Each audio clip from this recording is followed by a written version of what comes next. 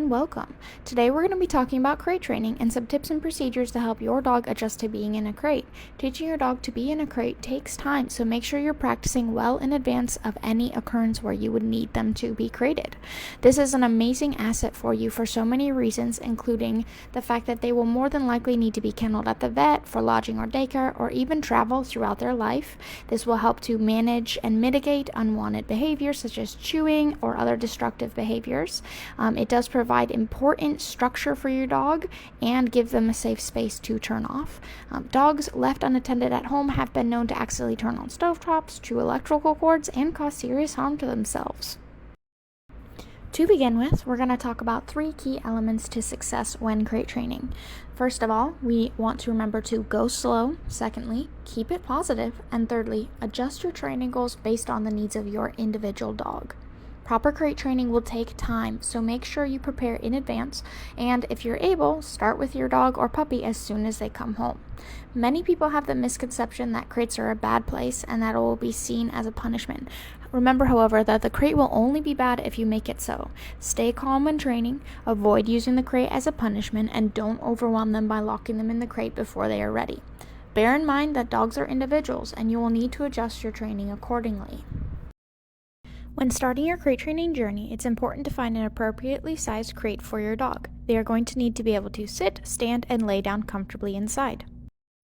Use this picture to take measurements of your dog to find an accurate sized crate for them. Once you have selected an appropriate crate size, the real training is going to begin. Get some high-value treats that your dog doesn't receive very often and set up with your dog in front of your crate. Our first step will be to make our dog comfortable getting inside of the crate for a short period of time. I would suggest tying the door open so that it does not accidentally swing closed and scare your dog. Use treats to start off by enticing your dog inside, tossing them, or setting them into the doorway. As they get more comfortable, toss the treats further in so that they have to lean or step in as they go. Allow your dog to leave the crate or back out at any time. Once they're going in and out, I would suggest using a toy to help create a positive association, as you can see here.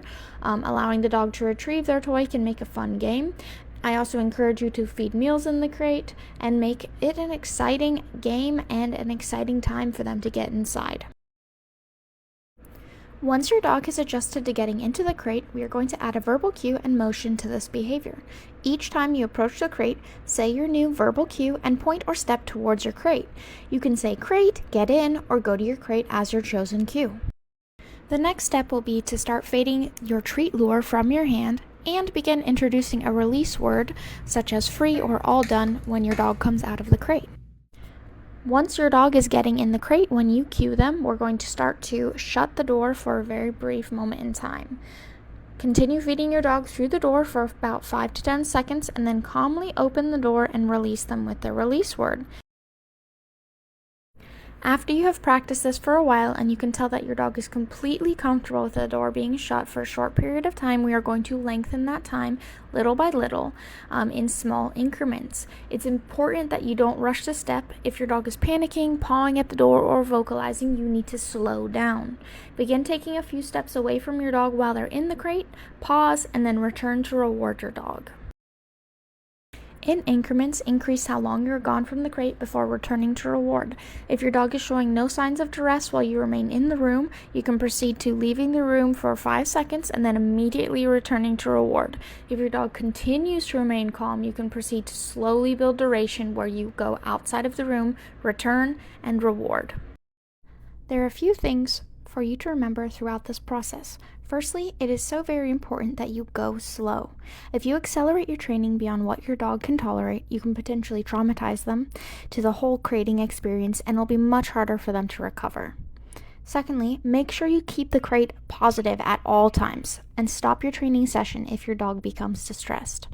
And lastly, make sure to teach your dog that calm behaviors open the crate.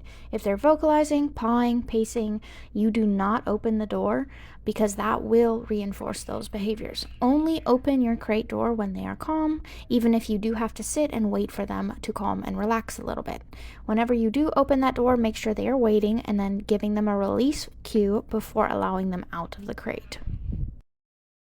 Alrighty, that's all we have for you today. Thank you so much for watching and have fun training.